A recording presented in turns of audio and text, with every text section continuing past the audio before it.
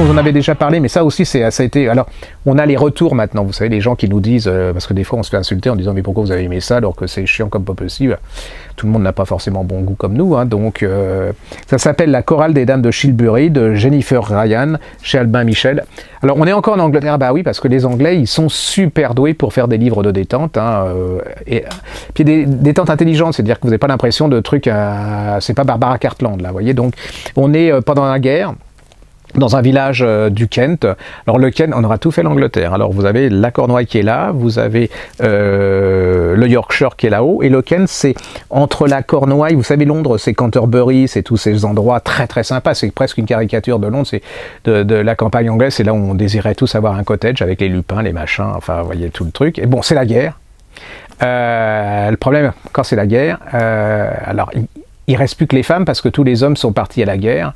Et ces femmes ont une passion, c'est le chant et la chorale. Et vous allez voir, eh bien, la vie de cette chorale, des membres de cette chorale et toutes ces femmes complètement différentes.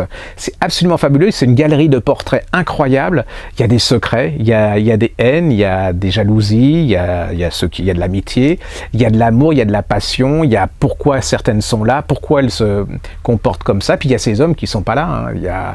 Voilà, c'est absolument passionnant. Je l'ai déjà fait. Bon, je vais pas vous en faire des tonnes et des tonnes, mais c'est vraiment un excellent bouquin et les gens reviennent enchantés par ce bouquin. Ça s'appelle Jennifer Ryan, La chorale des dames de Shilbury, chez Albin Michel. Et je vous signale que certaines femmes l'ont fait lire à leur mari et que les maris ont été forcés d'avouer qu'ils ont aimé. Donc ce ne sont pas des livres pour dames. Tout ce que je vous ai présenté là sont lisibles par les hommes, même s'ils vont faire croire qu'ils ne les ont pas lus et qu'ils vont se planquer pour les lire. Mais s'ils sont intelligents, ils apprécieront ce genre de bouquin.